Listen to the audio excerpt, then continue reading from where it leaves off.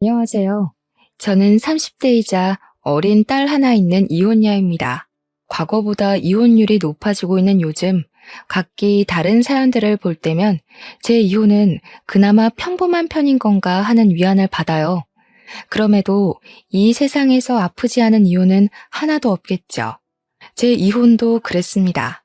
제게는 이혼을 하는 것이 훨씬 득될 게 많은 방향이었기에 최선의 결정을 내린 거지만 그 결정을 내리기까지 마음고생 많이 했어요.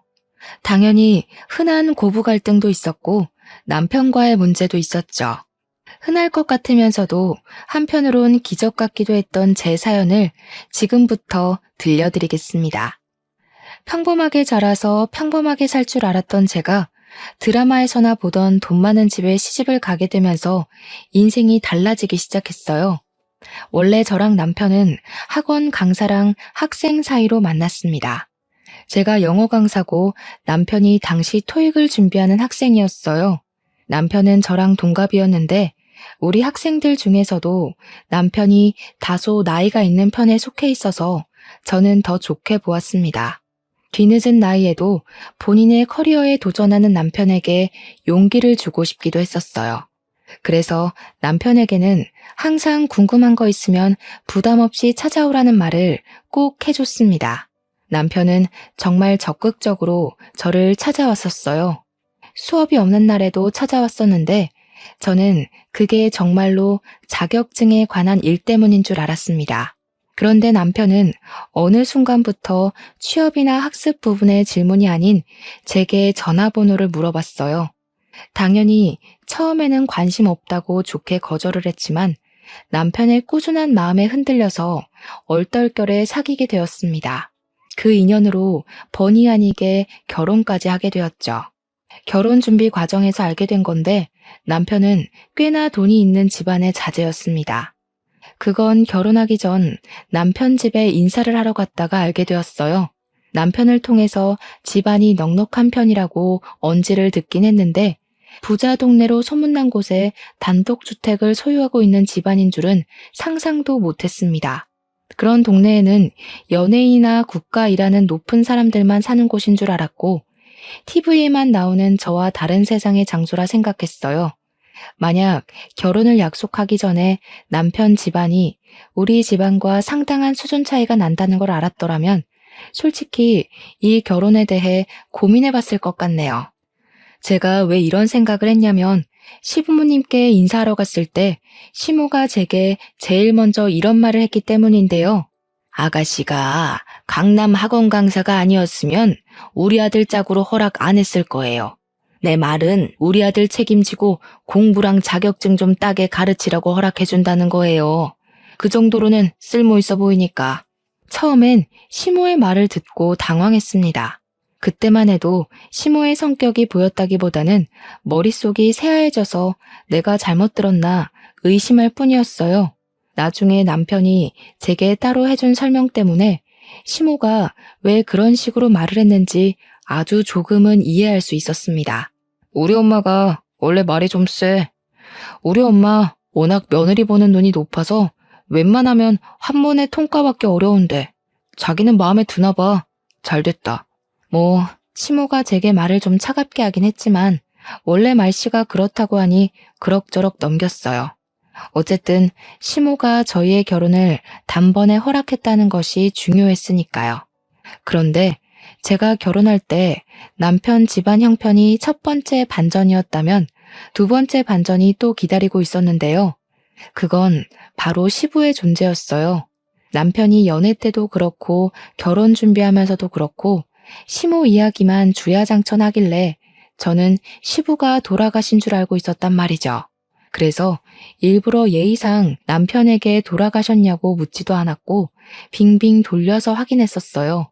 예를 들면 우리 부모님 한복 맞출 때 시모 한복도 같이 맞추자고 한다든지 시모가 좋아하는 음식이 뭐인지 등등으로 말입니다.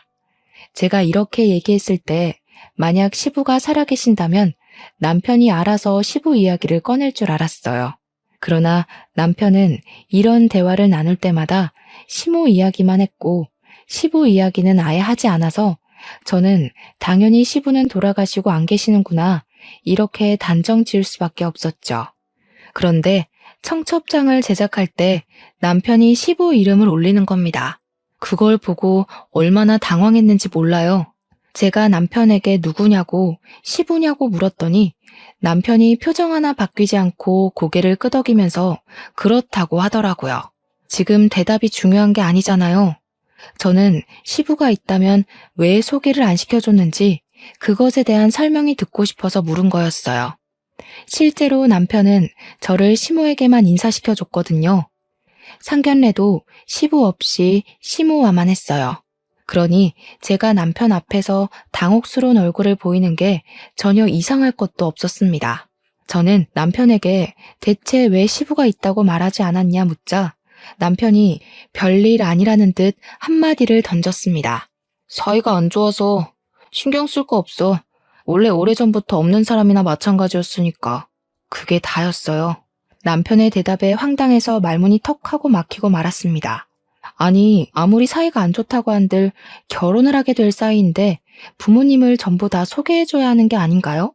그리고 결혼식장에 부르는 걸 보니까 시부모님이 이혼한 것도 아닌 것 같은데 남편에게 슬쩍 물어도 제대로 알려주지 않으니 혼자서 시부모님의 관계를 추측만 해봐야 했는데요.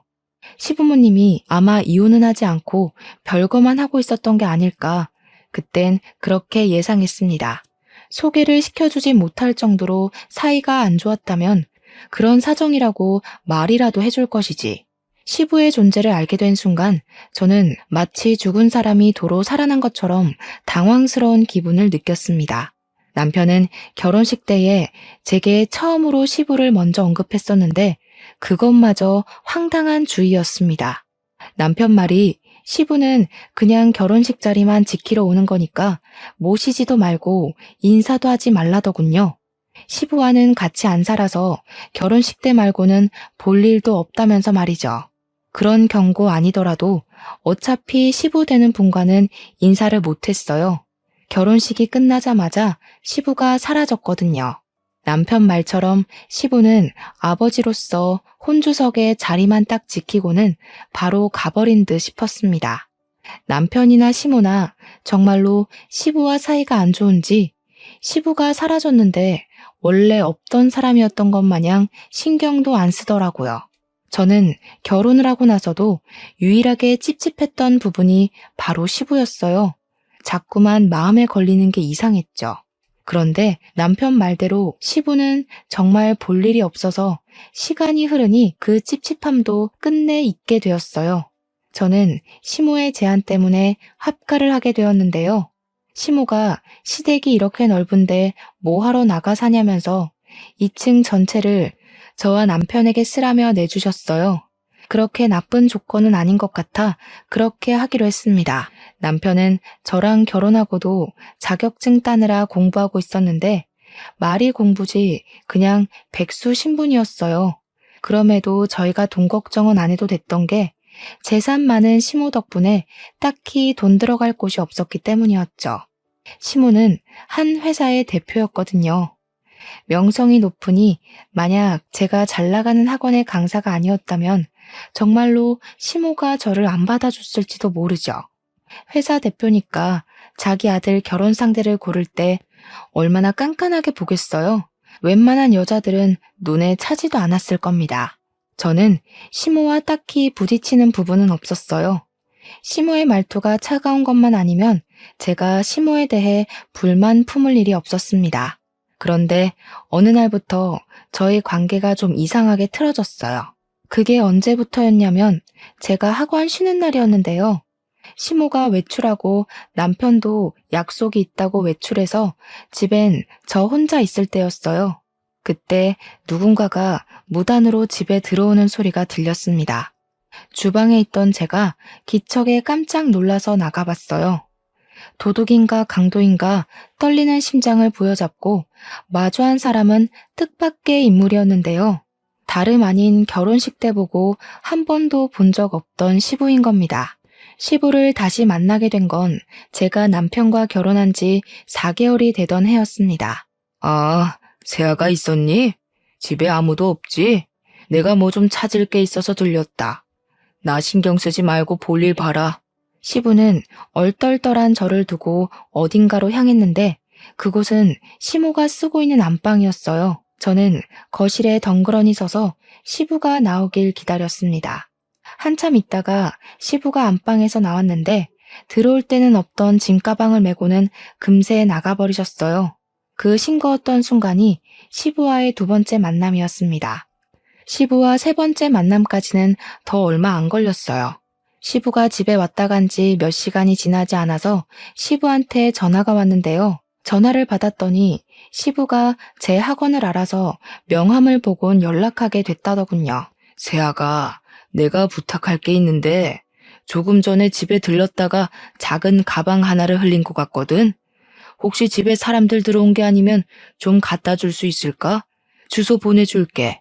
저는 시부가 알려준 대로 집 어딘가에 있을 작은 가방을 찾아봤는데 안방 바로 앞에 떨어져 있더라고요. 시부에게 알겠다고 말씀드리고 전화를 끊었습니다.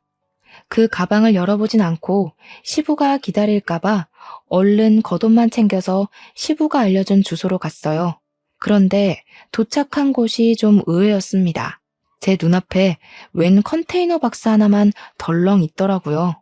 그 앞에서 시부가 고물 같은 걸 조립하고 있었는데 순간 이게 이해 안 되는 모습이라서 당황했습니다. 물론 시부가 집에 찾아왔을 때도 부자인 시모와 상반되는 복장이라 조금 의아했었어요. 근데 그건 그냥 복장만 그렇다고 생각했지 시부의 현재 형편마저 어려울 줄은 그때 처음 알았습니다. 저는 당황한 마음을 숨긴 채 시부에게 별다른 건 묻지 않고 가방만 건넸어요. 시부는 그런 저에게 고맙다고 웃으면서 시간 괜찮으면 커피 한잔하고 가겠냐고 물어보는데 어쩐지 그런 시부의 모습이 쓸쓸해 보여서 냉큼 그러겠다고 수락했네요. 제일 궁금한 집안 이야기는 시부가 꺼내지 않는 이상 제가 먼저 할 수가 없어서 그저 시부의 관심사인 고물 조립하는 이야기만 잔뜩 나누고는 집으로 돌아왔습니다. 그 잠깐 나갔다 온 사이에 시모랑 남편이 어느새 먼저 집에 와 있더라고요. 근데 분위기가 심상치 않아 보였어요. 아직 겉옷도 벗지 않고 다녀왔다는 인사도 못했는데 남편이 제 앞을 가로막았습니다. 그리곤 어딜 다녀왔냐고 날카롭게 묻길래 왜 이러나 싶었죠. 시부를 만나고 왔다는 사실을 숨기는 게 더 이상할 것 같아 솔직하게 말했더니 내가 아빠 만나지 말랬잖아. 우리 집에서 아빠 상종도 안 하고 있는 거 모르겠어? 경고해줬는데 왜 뜬금없이 안 하던 짓을 해? 남편이 다짜고짜 성질을 내더라고요. 갑작스러운 남편의 태도에 당황스러워서 입을 다물고 있는데 이제는 시모가 제게 오더니 저를 차갑게 노려보았습니다. 너 경고다. 한 번만 더 그 양반 만나면 내 집에서 퇴출당할 줄 알아라. 어디서 집안일에 쓸데없이 끼어들려고 해. 두 번 기회는 없다. 알겠니?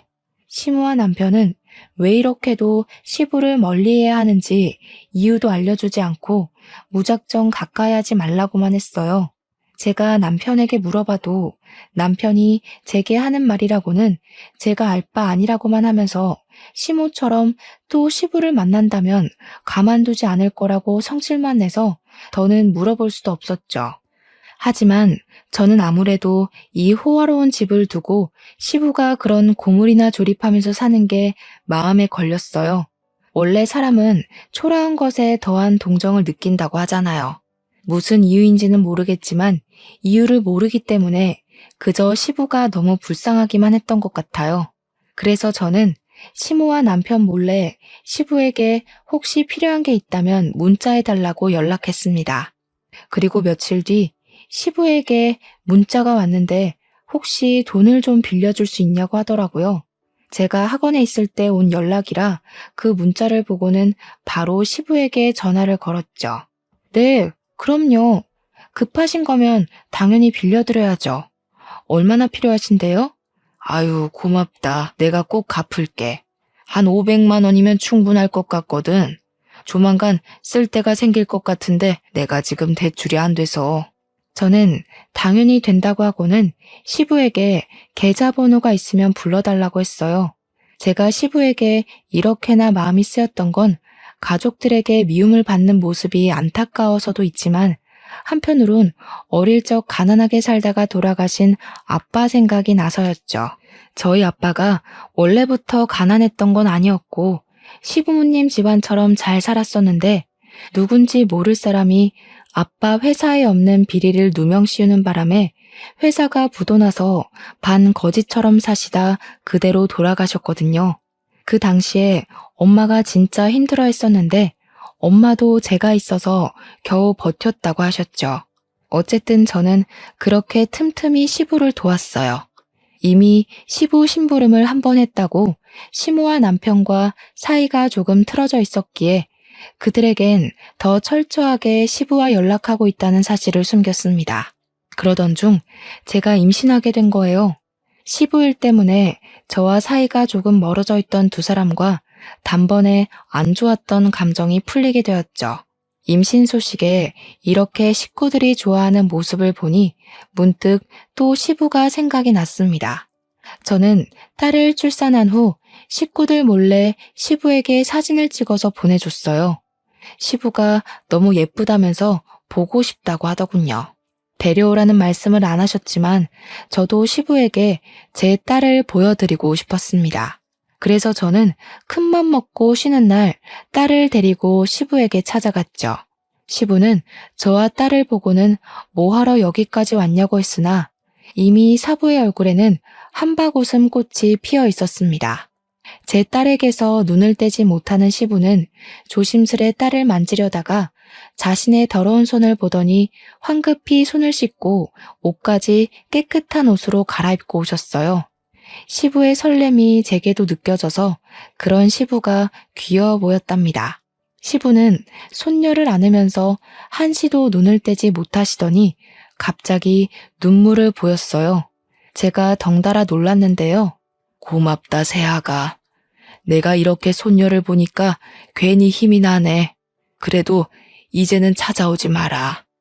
혹시 꼬리라도 밟히면 식구들이 가만히 있지 않을 거야. 시부는 자기 때문에 제가 집에서 어느 정도 질타를 받을 거라는 걸 예상하는 것 같았어요. 저는 그제야 시부에게 대체 무슨 일이 있는 거냐고 물어봤지만 시부는 나중에 다 알려주겠다고만 했습니다. 결국 저는 또 이 가족 간의 심각한 문제를 알지 못한 채 귀가해야 했어요. 그런데 문제는 지금 당장의 제 처지였습니다. 저는 집에 들어서자마자 소금 폭탄을 맞게 되었죠. 제가 딸을 안고 있었는데 딸에게도 소금이 들이부어져 깜짝 놀랐어요. 제 눈 따가운 건 느낄 새도 없이 얼른 딸을 살피기 바빴죠. 건방진년이 하지 말라는 짓을 자꾸 하네. 내가 지난번에 너무 시시하게 넘겼지? 나 분명 말했다. 2번 기회는 없다고? 무슨 소리 하시는 거예요? 대체 왜 이러시는 건데요? 아무리 감정 상하셔도 그렇지 아기한테까지 소금을 들이부으시면 어떡해요? 사람 경고를 무시했으면 그만한 대가를 맞아야지. 네가 언제 한번 그 양반 더 안 만나나 했다. 너 이 집에서 나가라. 네가 뭘 잘못했는지 알기 전까진 내 집에 들어오지 마. 시모는 제게서 애를 빼앗아갔고 남편은 혼자가 된 저를 그대로 집 밖으로 쫓아내 버렸습니다. 아무래도 시모가 남편에게 제 뒤를 밟으라고 시켜서 그동안 남편이 제 뒤를 밟고 있었던 것 같았어요. 대문 밖으로 쫓겨난 저는 억울해서 문을 두들겼지만 끝내 문은 열리지 않았어요. 결국 저는 대문 앞에서 새벽 내내 벌벌 떨다가 아침이 되어서 집으로 들어갈 수 있었습니다. 그것도 시모가 출근해야 하니까 문이 열리는 덕에 들어갈 수 있었죠. 그날로 저는 남편과 각방을 썼는데요. 정말 소름 돋게도 남편은 시모와 같은 방을 썼습니다. 다 큰 성인 남자가 엄마랑 같은 침대에서 잠을 자다니 좀 징그럽고 소름이 돋더군요. 아무튼 밥도 시모랑 남편 둘이서만 먹고 치우고는 이 집에서 완전히 저를 없는 사람 취급했어요. 둘은 마치 영혼의 단짝처럼 저를 따돌리고 있었습니다. 유치한 행동에 어처구니가 없던 저는 남편에게 어떻게 다 큰 성인이 엄마랑 같이 자냐고 따져 물었지만 그럴 때마다 남편이 시모에게 고자질하는 바람에 시모가 제게 와서 다시 따지는 레퍼토리가 계속해서 반복되었어요. 저와 남편의 사이는 멀어질 거리도 없는 줄 알았는데 시모 문제 때문에 그보다 더 멀어지게 됐습니다. 저는 마지막 카드로 남편에게 내가 집을 마련할 테니 분가하자는 말을 던졌어요. 제정신이냐? 내가 수백억 두고 뭐하러 너랑 나가서 살아. 난 죽을 때까지 엄마 못 떠나. 우리 엄마랑 같이 지내는 게 그렇게 못 견디겠으면 차라리 이혼해. 알고 보니 남편은 시모가 가진 재산 때문에 시모 말이면 별도 달도 전부 따다 줄 것처럼 복종적인 사람이었어요. 재산도 어느 정도면 모르겠는데 수백억이라고 하니까 남편이 그 재산을 오로지 받으려고 시부까지 버린 거라고 하더군요. 어떻게 돈 때문에 아버님까지 버릴 수가 있어? 이혼? 말이 쉽다. 이럴 거면 나랑 왜 결혼했니? 평생 엄마 뒷바라지나 하면서 돈이나 받아 처먹을 것이지. 나도 욕구는 풀어야 할 거 아니야. 평범하게 살다 죽을 팔자 구제해줬더니 배딱지가 불렀냐? 왜 갑자기 분가하자고 난리야? 저는 남편의 말에 기가 막혀서 그 자리에서 남편 뺨따기를 날렸습니다. 그런데 재수가 없어도 이렇게 없을 수가 있는지 하필 그 타이밍에 저희 방에 무단 침입한 시모가 제가 남편의 뺨을 치는 걸 보게 되었어요. 시모는 눈알이 튀어나올 듯이 놀라면서 바로 저에게 달려들어 제 머리채를 잡았죠. 이년이 감히 내 귀한 아들을. 이혼 소리 잘 나왔네. 당장 내 집에서 나가. 내가 너 같은 평민을 집에 들이는 게 아니었는데 아주 큰 실수를 했어. 짐 챙겨서 따로 보내줄 테니까 당장 꺼져. 저는 또다시 그들에게서 그대로 쫓겨났습니다. 솔직히 남편과 이혼하면 그만이지만 그 사람들이 제 딸을 빼앗아가서 이대로 돌아설 순 없었어요. 절대 그들이 제 딸을 키우게 두고 볼 수는 없었죠. 결국 저는 친정에 가서 며칠을 울며 머물게 되었는데 그러는 동안에도 시댁에서는 계속 이혼 합의서와 협박 문자가 날라왔어요. 문자 내용 중에 빨리 도장 안 찍으면 평생 딸을 보여주지 않겠다는 소리에 결국 울며 겨자 먹기로 도장을 찍으려는데 때마침 시부가 친정을 찾아왔습니다. 좀 당황스러웠어요.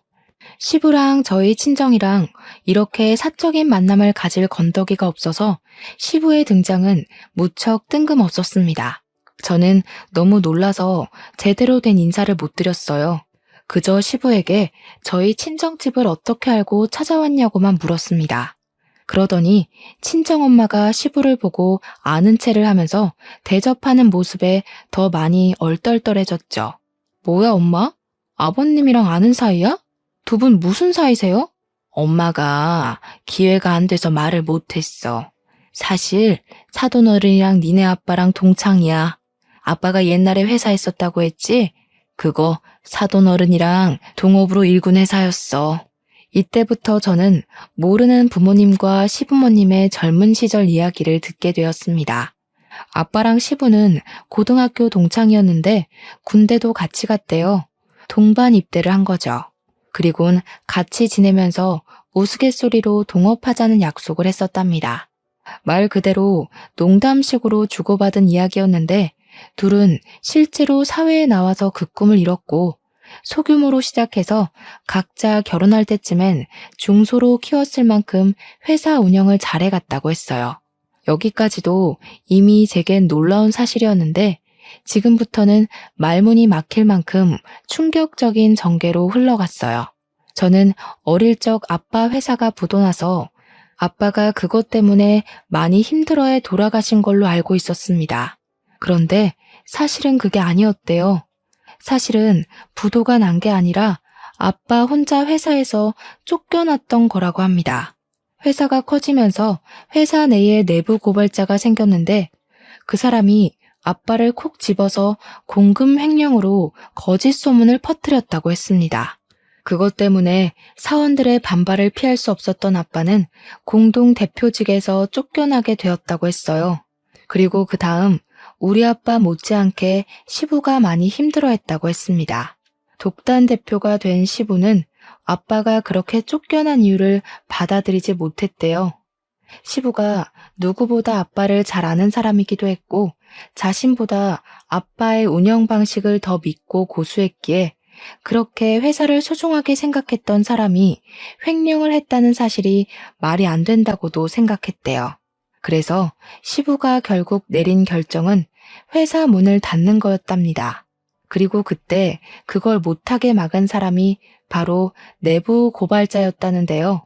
그 내부 고발자는 다름 아닌 시모라고 했어요. 시모는 시부를 회사 단독 대표로 만들기 위해서 우리 아빠를 쫓아낼 궁리만 했었던 사람이라고 했습니다. 시부는 그걸 알게 되었지만 너무 늦게 알아서 속수무책 당할 수밖에 없었고 우리 아빠는 그 누명 때문에 징역도 살았었다고 했어요. 시부는 이 모든 사태의 원인이 시모의 짓이란 걸 알고는 사원들에게 면목이 없어서 회사 대표직에서 물러났는데 시모가 아주 뻔뻔하게 그 자리를 꿰차고 들어가서 지금까지 저렇게 잘 먹고 잘 살고 있는 거라고 합니다. 시부가 그런 시모와 아직 이혼하지 않고 있었던 이유는 우리 아빠의 억울함을 풀어주려면 언젠가는 이 혼인관계가 시모의 발목을 붙잡을 유일한 찬스일지 모른다고 생각해서 유지하고 있는 셈이라고 하셨어요. 저는 부모님과 시부모님과의 관계성을 대충 다 들었는데도 여전히 혼란스러웠어요. 뭐가 어떻게 되었든 결국 우리 아빠가 죽은 건 시모라는 사실이잖아요. 저는 그럼 저희 아빠를 죽인 사람의 아들과 결혼을 한 거 아닙니까? 결국은 죽은 아빠에게 죄를 짓고 있었다는 생각이 물밀듯이 들었고 제게 이런 감정을 만들어준 시모와 남편에게 금세 짜증이 밀려왔습니다. 그때 아무 말도 못하고 있는 제 앞으로 시부가 작은 가방 하나를 내밀었어요. 그 가방은 지난날 시부가 제게 부탁해서 가져다 달라고 했던 그 가방이었죠. 네가 열어보길 바랬는데 네 아빠처럼 야무지고 착해서 그런가 확인을 안 해봤더구나. 한번 열어봐봐. 안 싸돈보다는 너한테 주는 게 맞는 것 같아서 내내 갖고 있었어. 시부 말로는 그날 이 작은 가방을 일부러 떨어뜨리고 왔다고 했어요. 제가 그 가방을 열어보길 바라면서요. 이게 왜 내 것이라고 말을 하는지 여전히 시부의 말이 이해되지 않아서 저는 바로 가방을 열어보았습니다. 안에는 오래된 캠코더 하나가 들어있었어요. 그 캠코더를 들고서 시부에게 이게 뭐냐고 물어보니까 시부는 대답 대신 캠코더를 틀어주었습니다. 그 캠코더엔 아기 때의 제 모습부터 아빠와 함께했던 추억들이 담겨있는 영상이 들어있었어요. 솔직히 말하면 아빠는 제가 초등학생일 때 돌아가셔서 기억이 흐릿했거든요. 아빠가 한 번씩 생각날 때마다 어떻게 아빠 얼굴을 떠올려야 하는지도 점점 잊어가고 있었는데 이 생동감 넘치는 캠코더 영상 덕분에 아빠를 다시 생생하게 기억할 수 있어서 좋았습니다. 그렇게 그 영상을 보면서 아빠가 제게 어떤 사람이었는지 추억할 수 있었는데요. 추억에 빠져있기도 잠시 마지막 순서의 영상이 다른 영상들과 다르게 결이 좀 달랐습니다. 자세히 보니까 그건 우리 가족의 영상이 아닌 아빠 회사가 담긴 영상이더라고요. 아빠는 회사에서 캠코더를 재생시키곤 제게 보여줄 회사 사무실 영상을 찍으려고 했던 것 같았어요. 그러다 누군가가 아빠를 찾아왔고 캠코더를 만지던 아빠가 미처 녹화를 끄지 못해서 찍혔던 영상인 듯 보였죠. 아빠를 찾아와 영상을 방해한 사람은 젊은 여성이었습니다. 처음엔 누군지 바로 알아보질 못했어요. 그런데 날카롭고 차가운 목소리가 흘러나오자마자 그 여자가 바로 젊은 시절의 시모구나 라는 걸 알아챘습니다. 분명 내가 순순히 나가라고 했죠. 험한 꼴 당하고 싶어서 버티는 거예요? 나 한다면 하는 사람이에요. 이미 여기 회사 어떻게 돌아가는지 내부 사항도 잘 알고요. 용석이한테 다 얘기하기 전에 그만하시죠. 여기 제 회사기도 하거든요. 아무리 재수씨라도 무슨 권한으로 나가라 마라 하십니까? 점점 도가 지나치는데 자꾸 이러면 친구 와이프고 뭐고 출입 금지 시킬 거예요. 역시 말이 안 통하시네. 그런 마인드로 무슨 사업을 한다고? 우리 신랑한테 고자질할 수 있으면 해보세요. 그 전에 이 회사에 버티고 있을지는 모르겠지만 그쪽 와이프랑 어린 딸 하나 있다고 했죠? 이제부터 그쪽 때문에 손가락 빨고 살게 될 거예요. 집안 가장이면 자존심을 택하기 전에 가족들 처지를 먼저 살폈어야지. 시모는 시부와 결혼하고 얼마 안 돼서 시부 몰래 아빠를 이런 식으로 계속 협박하고 있었던 거였어요. 하지만 협박에도 아빠가 물러나지 않자 시모가 결국 일을 꾸몄고 아빠에게 공금 횡령 죄목을 아주 크게 씌워서 구치소로 보내버렸던 거죠. 당연히 그 사실을 알지 못했던 우리 집은 아빠가 무너지자 함께 초박살이 나버렸고 엄마가 힘들게 잡일하면서 저를 먹여 키우셨다고 합니다. 개중의 시모는 저희가 살던 동네에서도 지내지 못하게 하려고 사람을 사들여서 저희 엄마 홀로 있는 곳을 깽판 쳐놓기도 했다고 했어요. 엄마는 깡패들에게 이길 힘이 없어 결국 이사를 하게 되었고 어린 저를 데리고는 겨울에 춥고 여름에 더운 생활을 하면서 지냈다고 합니다.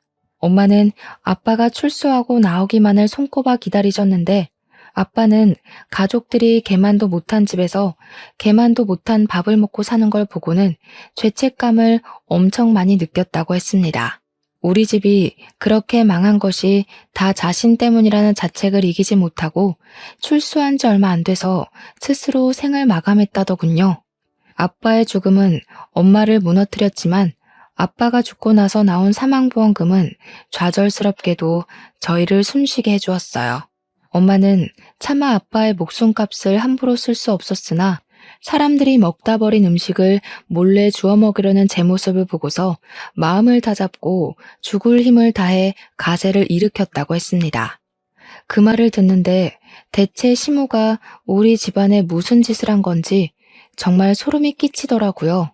이건 직접 손에 피만 안 본 거지 저희 식구를 몰살한 거나 다름없다고 생각했습니다. 시부도 처음엔 우리 아빠가 진짜 공금 횡령이라도 한 줄 알았었대요. 그런데 나중에 시모가 본인 입으로 전부 말해줘서 그때 이 모든 게 누구 짓인지 알았답니다. 시부는 모든 걸 바로잡으려고 했으나 아빠가 시모의 계략 때문에 현생을 떠났다는 소식을 듣는 바람에 차마 엄마와 저를 찾아올 면목이 없어서 세상을 배회하기만 하고 살았대요. 한 번도 네 아빠를 잊은 적이 없는데 솔직히 가끔은 더 이상 세상 시끄럽게 하지 말고 이대로 살다가 너희 아빠에게 용서하러 가볼까 그런 생각도 했었다. 그런데 갑자기 내 아들이 결혼을 한다고 찾아왔더라. 아들이 청첩장을 던져주면서 혼주석만 지키고 바로 가라더라고. 내가 사돈댁에 괜한 소리 할까봐 걱정이 됐겠지. 자기 아들에게 그런 식으로 청첩장을 받는 것이 치욕스러웠으나 시부가 다시 마음을 단단히 먹게 된 이유는 그 청첩장 때문이었다고 했습니다. 청첩장에 사돈 이름을 보고 낯이 익어서 한참 들여다봤었대요. 저희 엄마 이름이 좀 독특합니다.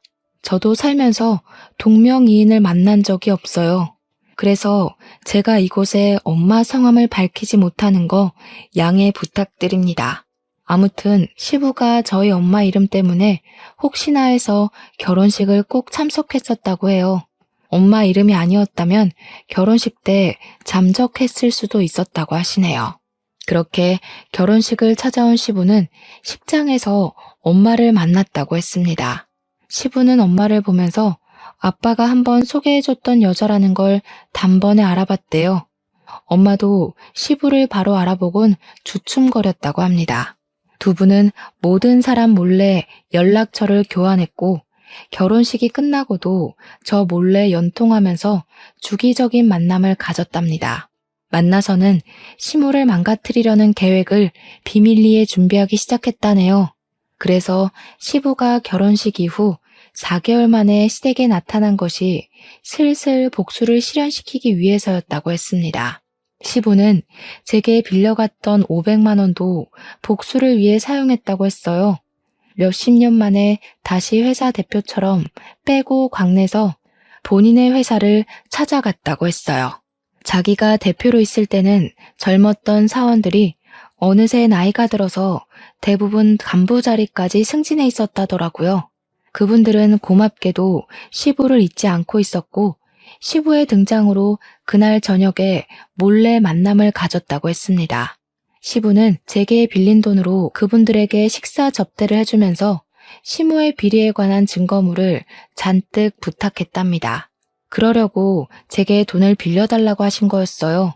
아무튼 시부가 회사 간부들에게 받아낸 정보들은 대단했습니다. 아빠는 억울하게 누명을 썼지만 시모는 진짜 공금 횡령을 하고 있었거든요. 누구도 모르게 제 남편 명의로 된 통장으로 돈을 야금야금 빼내고 있었던 사실이 드러났어요. 그뿐만이 아니라 간부 직원들이 시모의 성과를 버티기 어려웠는지 시모의 횡포를 추가로 고발해주는 덕에 시모를 고소하기 위한 증거를 모으기는 식은 죽 먹기였다고 했습니다. 그들은 시모 다음 차기 대표로 대기하고 있는 제 남편도 맡고 싶어하는 듯 했어요. 제가 회사 운영에 대해 잘은 모르지만 남편 같은 대표라면 당연히 뿌리도 못 내리게 막는 것이 맞는다고 생각했어요. 아무튼 시부는 받은 증거물을 가지고 바로 시모를 소송했습니다. 소장이 나오자 회사는 빠르게 압수수색을 당했고 아무것도 모른 채 집에 있던 시모는 형사들이 들이닥쳐서 바로 구속되었어요. 저는 그 소식을 시부에게 뒤늦게 전달받고서 빼앗긴 제 딸이 걱정돼서 급하게 시댁으로 갔습니다.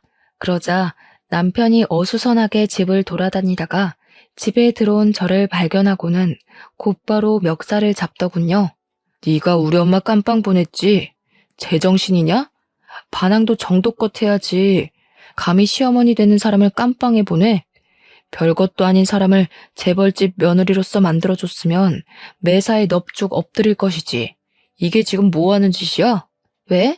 네 돈줄 끊기게 생겨서 불안하니? 네 엄마 때문에 우리 아빠는 죽기까지 했는데 고작 수갑 차는 걸로 이렇게 화내면 곤란하지. 재산 잃는 게 겁나는 거면 이제 회사 대표는 네 아빠일 텐데 마마보이 타이틀 버리고 파파보이 해보던가. 너랑 결혼까지 하는 게 아니었는데 그냥 갖고 놀다 버릴 걸 그랬나 봐. 선생이라고 어디 써먹을 때 많을 것 같아서 결혼했더니 정말 똑똑한 척하는 골빈년이었네. 얼마나 할 짓이 없었으면 우리 아빠랑 손을 잡고 남편을 망가뜨린대?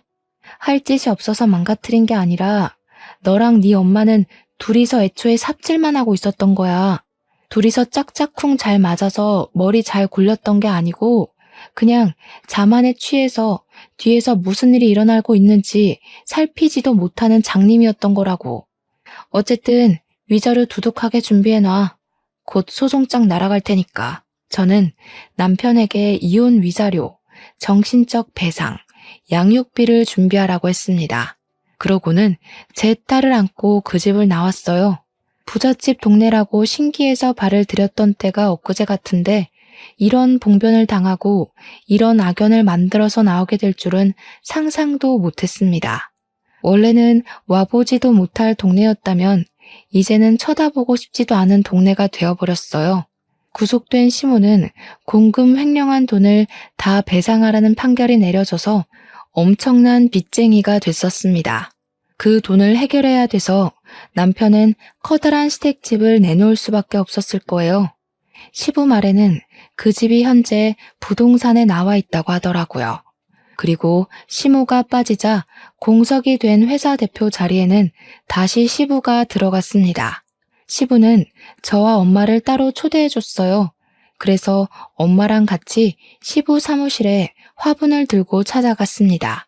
시부 사무실 안에는 아빠랑 같이 회사를 키우면서 수상했던 각종 상이나 해외 출장 사진 등이 걸려 있었어요. 그리고 시부 탁자에도 아빠랑 시부가 나란히 사무실 책상에 앉아서 웃고 사진이 작은 액자로 세워져 있었습니다. 문득 너무 감사했어요. 아빠가 정말 좋은 친구분을 두셨구나 생각하면서 그게 너무 다행이라고 생각했고 저도 누군가에게 또 누군가와 이런 친구 관계를 맺었으면 좋겠다고 동경스럽게 보기도 했습니다. 시부와 엄마는 서로 과거 얘기를 하면서 감사했다, 미안했다 같은 얘기를 한참 나누고 있었습니다. 그리고 시부 품에는 또 제 손녀가 안겨 있었어요. 이제야 1살을 넘긴 제 딸은 시부가 미리 사놓은 애착 인형이 마음에 드는지 시부 품에서 얌전히 그것만 조물락거리고 있었습니다. 제 딸이 저희 엄마 품에도 잘 안 안기려고 하는데 시부 품에선 가만히 있는 것 보면 한 번씩 신기했네요. 그리고 이제 그만 시부가 저희에게 식사까지 대접하겠다고 자리를 이동하려고 했습니다. 그런데 그때 사무실 문이 먼저 열리더니 졸지에 엄마를 잃고 길바닥에 나앉은 전 남편이 시부를 찾아왔더라고요. 파파보이가 돼보라는 제 말대로 하려는 건지 완전 거짓골을 하고서도 시부 앞에 나타났길래 어이가 없었습니다. 아빠, 내가 잘못했어. 그래도 아들인데 내치진 않을 거지? 나 엄마가 얼마나 무서운 사람인지 이제 깨달았어. 엄마처럼 살면 결국 그 꼴 난다는 거 아빠한테 똑똑히 배웠다고. 이제 어떻게 살아야 될지 알 것 같아. 아빠, 나 좀 받아줘. 그래도 내가 아빠한테 하나밖에 없는 핏줄이잖아. 남편은 최대한 불쌍하게 행동하면서 시부에게 사정했습니다. 그러자 시부가 제 딸을 다시 제게 넘겨주었어요. 그러고는 제 딸이 못 보게 얼굴을 가려달라고 하더니 손에 들고 있던 믹스커피를 전 남편 얼굴에 냅다 뿌려버렸습니다. 내가 죽어서도 네 앞으로 남길 재산 같은 건 없으니까 썩 꺼져라. 너까지 깜빵에서 젊은 세월 낭비하고 싶으냐? 요즘 젊은이들이 얼마나 치열하게 살고 있는지 세상 기어다니면서 배우기나 해. 그저 부모 밑에서 편하게 먹고 살 궁리만 하는 기생충 같으니라고. 당장 내 사무실에서 나가. 시부는 무릎을 꿇고 싹싹 비는 전 남편을 보고도 냉랭했고 사람까지 불러서 전 남편을 회사 밖으로 내쫓았습니다. 그게 전 남편과의 마지막 모습입니다. 그 뒤로 사무실에 덩그러니 남겨진 저희에게 시부가 다소 파격적인 제안을 해왔어요. 나중에 천천히 얘기하려고 했는데 이왕 돈 얘기 나온 거 지금 하겠다고 하면서 갑자기 엄마에게 우리 아빠의 억울한 죽음에 대한 배상을 하고 싶다며 거액을 제안하는 겁니다. 전에 제게 빌린 500만 원도 갚고 싶다면서요. 엄마는 시부의 말에 됐다며 한사코 거절했고 이미 시모가 죗값을 받은 걸로 속이 편해졌다고 하는데 시부가 기어코 챙겨주겠다고 했어요. 이 회사 저 혼자 일으킨 거 아닙니다. 잘 아시잖아요. 안사돈께서 받아주셔야 저도 하늘 위에 있는 제 친구 놈 볼낯이 있죠. 부담 느끼지 마시고 남편 퇴직금이 이제야 나오는 거라고 생각해 주세요. 엄마는 시부의 진심에 크게 흔들려서 결국 그 거액을 받았습니다. 저희는 시부에게 감사해서 한참 고개를 숙였어요. 그런 시부 덕분에 엄마와 저는 환상 속에서나 있던 부자들만 사는 동네에서 살게 되었는데요. 시댁이 있던 동네는 아니고요. 저희는 주택 말고 아파트로 갔어요. 몇십 년을 주택에서 살았다 보니까 엄마가 아파트에 살고 싶다고 하더라고요. 지금 엄마는 너무 예쁘고 큰 집에서 매일 아침 설레는 마음으로 눈을 뜨십니다. 평수가 얼마나 넓냐면 딸이 실내에서 움직이는 전동차를 타고 놀 정도예요. 저도 그런 집은 처음 살아봐서 기분은 좋더라고요. 그리고 가끔 시부가 손녀를 보러 집으로 놀러 오곤 하는데 빈손으로 오셔도 된다니까 올 때마다 꼭 선물을 들고 오세요. 손녀 선물이 한 70% 차지하고요. 30%는 저와 엄마의 선물이네요. 시부는 우리 아빠를 생각해서라도 자신이 목숨이 다하는 날까지 저희 가족을 책임져 주겠다고 했는데 그게 시부에게 살아갈 의지가 되는 것 같아서 적극적으로 거부하진 못했어요. 이제는 죄송하단 말보다 감사하단 말을 더 많이 하면서 살고 있답니다. 제 사연은 여기까지예요. 흔한 이혼 소재였지만 그래도 제게는 살아생전 중 가장 큰 풍파였습니다. 이제는 한동안 꽃길만 걸었으면 좋겠네요. 청취자분들도 아픈 일 훌훌 털어버리시고 꽃길 걸으면서 행복하시길 바랍니다.